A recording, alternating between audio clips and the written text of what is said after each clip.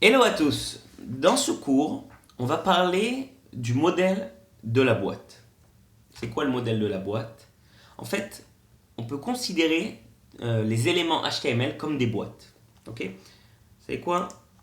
Pour savoir de quoi on parle, on va taper box model directement dans Google. Et voilà, c'est ça que je veux vous montrer, cette image. Ok? Donc, vous savez quoi? On va mettre un petit peu en forme notre code pour vous faire une bonne démonstration. On va, dans notre body, créer une div. Ok? Et dans cette div, on va créer un paragraphe dans lequel on va appeler ça texte de mon paragraphe. Voilà. Pour le CSS, on va enlever ça. On va mettre à la div une background color, c'est-à-dire une couleur d'arrière-plan. Background color. On va mettre une couleur rouge par exemple. Ok? Et c'est tout. Donc déjà je rafraîchis ma page. Voilà notre div. On va quand même lui donner, vous savez quoi, une taille. Par exemple, width est égal à 200 pixels.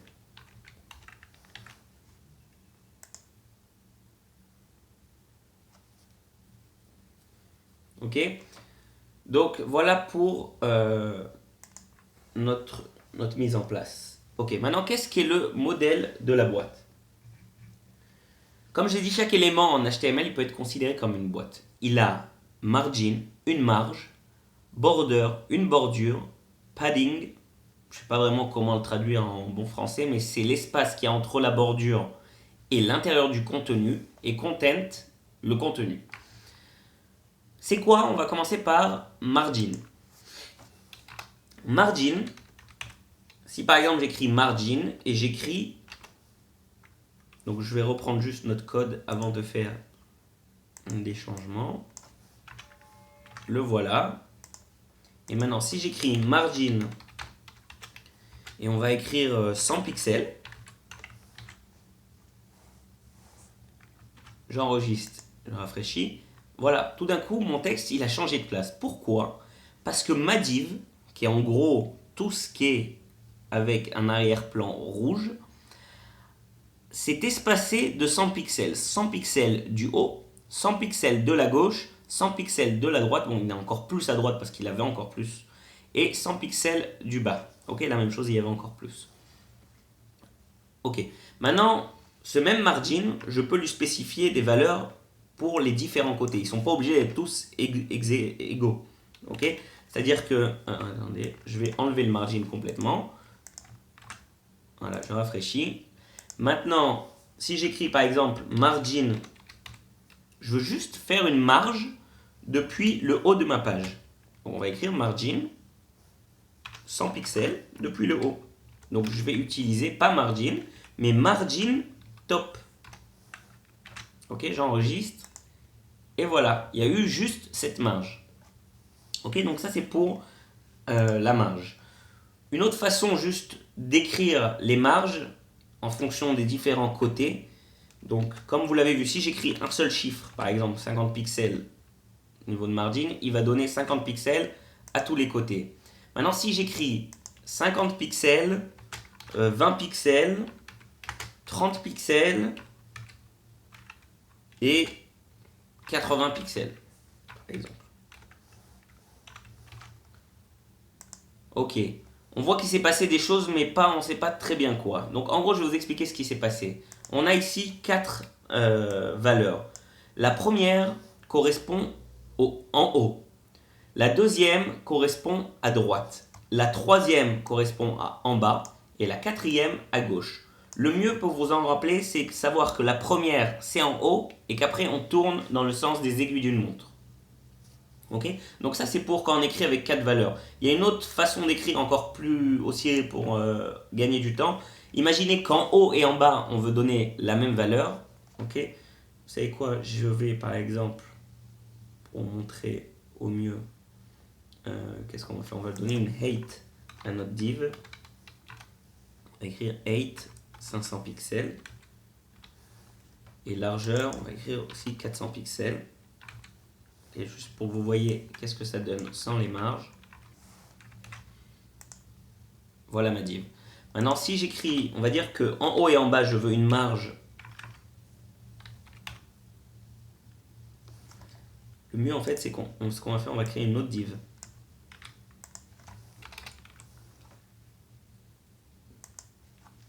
Pour la différencier, on va lui donner une classe blue.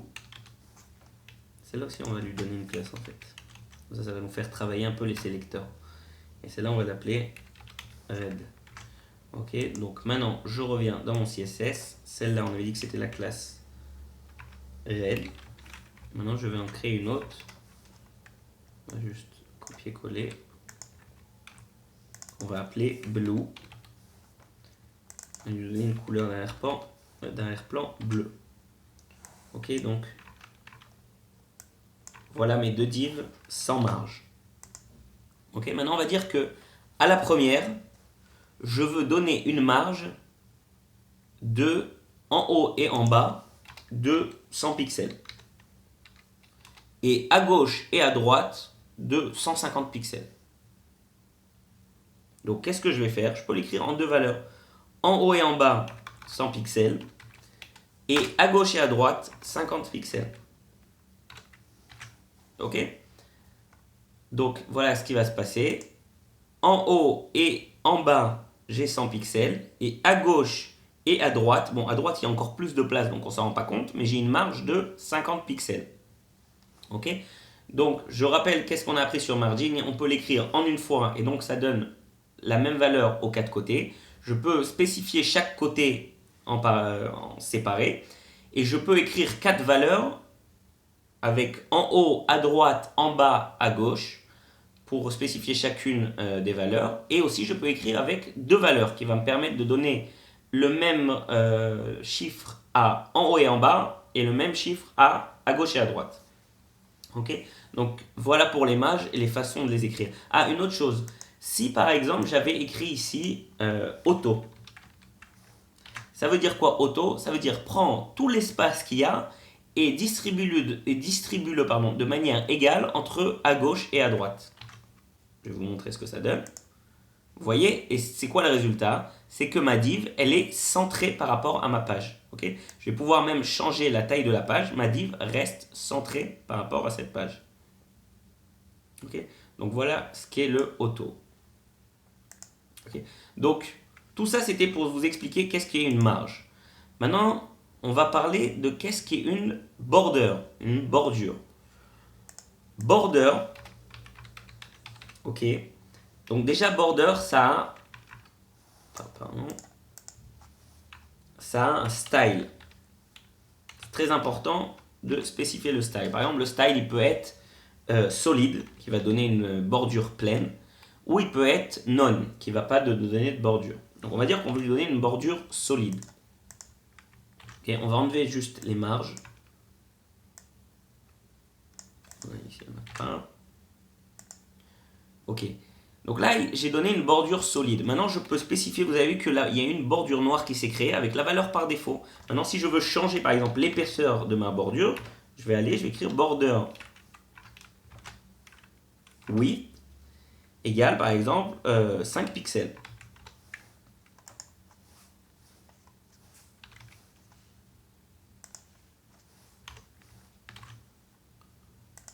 Et voilà, ma bordure est de 5 pixels.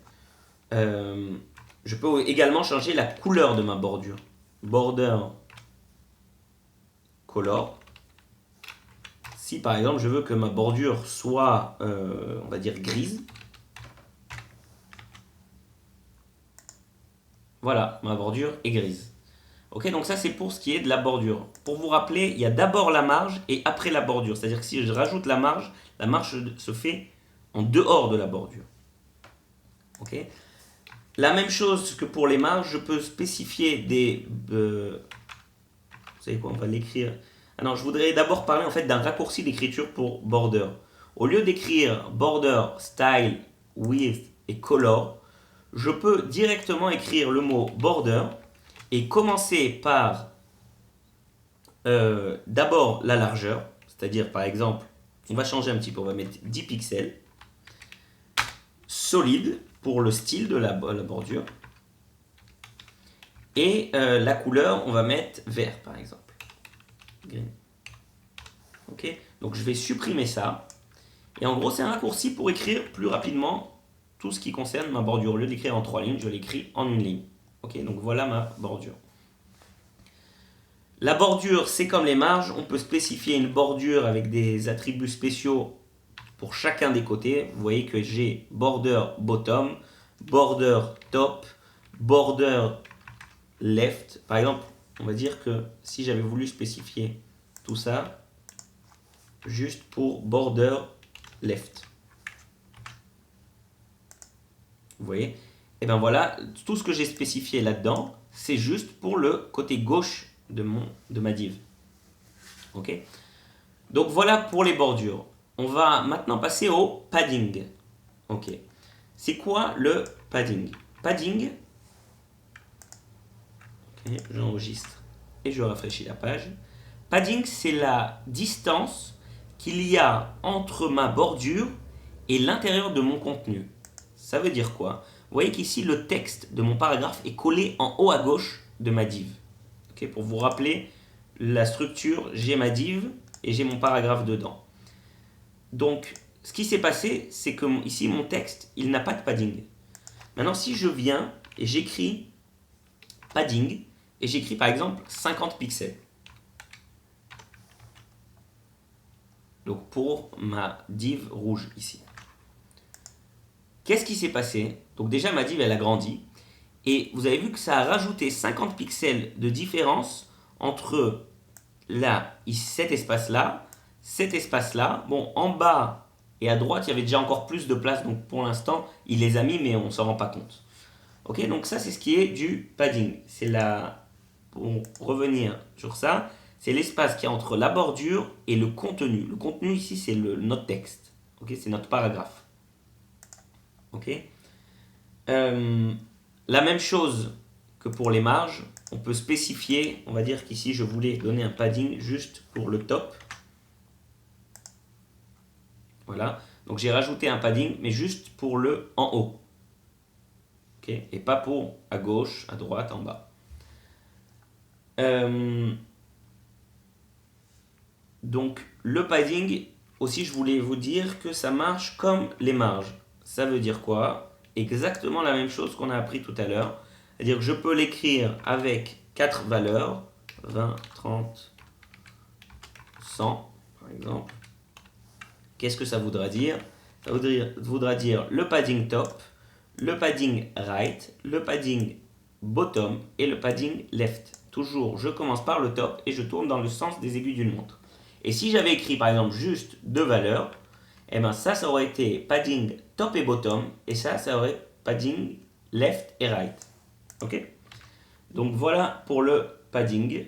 Et le contenu, c'est notre texte de notre paragraphe. Voilà.